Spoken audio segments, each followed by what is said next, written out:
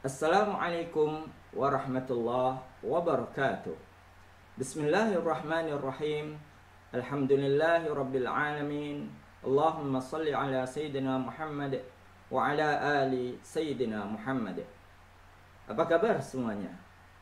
InsyaAllah hari ini kita sambung perbincangan kita mengenai surah Al-Baqarah ayat 106 bahagian ketiga, di mana ianya masih berkaitan tentang hukum an-nasakh atau pemansuhan suatu hukum syariat.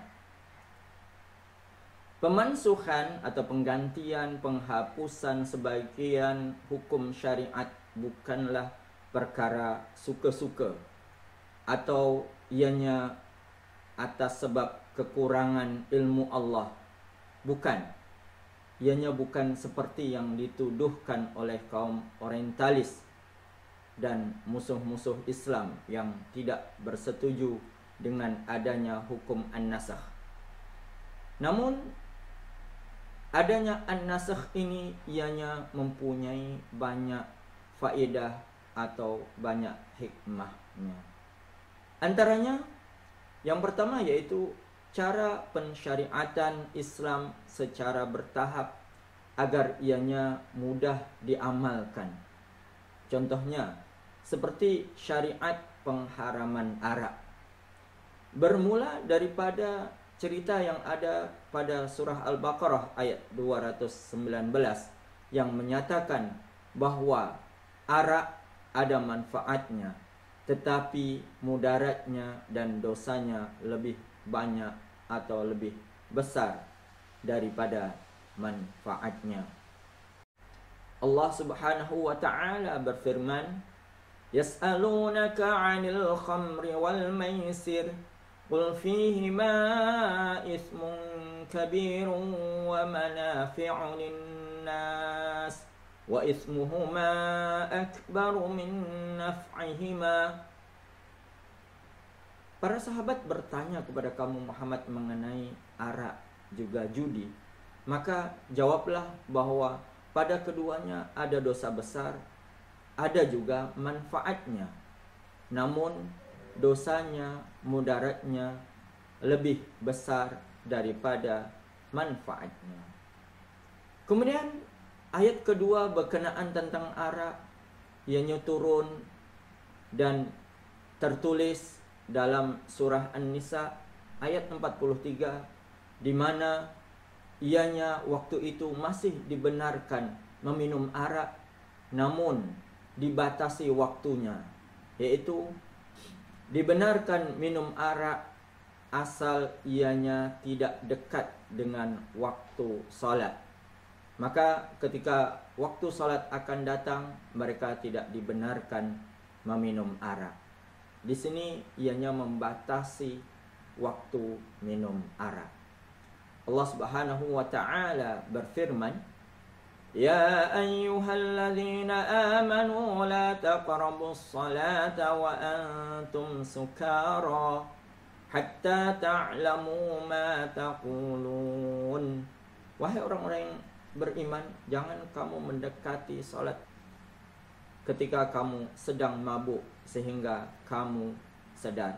Maknanya di sini ketika datang waktu salat, janganlah kamu minum arak, karena kalau kamu minum arak maka nanti salat kamu tidak tentu arahnya karena kamu dalam keadaan mabuk. Selepas mereka faham tentang mudaratnya arak, selepas mereka dibatasi waktunya untuk minum arak sehingga mereka hanya ada sedikit kesempatan atau sedikit masa untuk meminum arak, maka selepas itu baru turunlah ayat yang ada pada surah Al-Maidah ayat 90 dan 91, di mana ayat tersebut dengan jelasnya menyatakan larangan minum arak, karena tidak lain dan tidak bukan karena meminum arak ini menyebabkan marwah manusia menjadi jatuh, akal manusia menjadi tidak berfungsi, sehingga manusia ini boleh jatuh martabatnya seperti binatang. Maka arak diharamkan. Ianya juga mengandungi hikmah bahwa arak adalah perangkap syaitan, di mana syaitan maukan manusia dengan yang lainnya sentiasa bermusuhan atau sentiasa bergaduh. Tahapan turunnya ayat berkenaan tentang haramnya arak ianya bertahap-tahap, karena ianya memerlukan proses pembelajaran. Juga jika kita perhatikan bahwa bangsa Arab termasuk bangsa yang kaki botol atau yang memang suka sangat minum arak. Maka jika arak dilarang dengan serta-merta, maka orang Arab akan serta-merta juga menolak ajaran Islam tersebut. Hikmah tentang adanya nasakh yang kedua adalah ianya menunjukkan rahmat dan anugerah Allah pada hambanya, seperti jangka masa iddah yang telah kita bincang pada video sebelumnya, yang asalnya 1 tahun penuh menjadi 4 bulan 10 hari.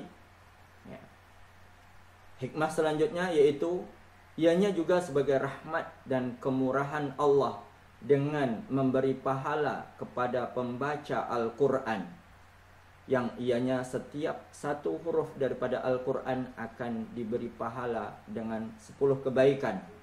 Walaupun ayat tersebut dari segi isinya ianya sudah dimansuhkan, namun ayat tersebut masih ada dalam Al-Quran. Ketika kita membacanya, maka kita akan mendapatkan pahala yang berganda-ganda.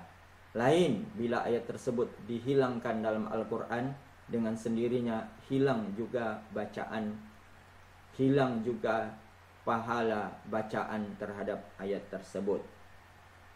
Seterusnya, hikmah yang ada yaitu ianya juga sebagai ujian bagi manusia akan keimanannya dan ketaatannya kepada Allah Subhanahu wa taala dan juga kepada Rasulnya, seperti berpindahnya kiblat daripada Al-Masjidil Aqsa yang ianya disebut dalam banyak hadisnya, berpindah kepada Al-Masjidil Haram yang disebut dalam surah Al-Baqarah ayat 144 yang juga telah kami bacakan pada video sebelumnya. InsyaAllah huraiannya kita akan sampaikan ketika kita menghurai ayat-ayat tersebut. Sekian, wallahu a'lam. Ingat, hidup berkah dengan Al-Quran. Wassalamualaikum warahmatullahi wabarakatuh.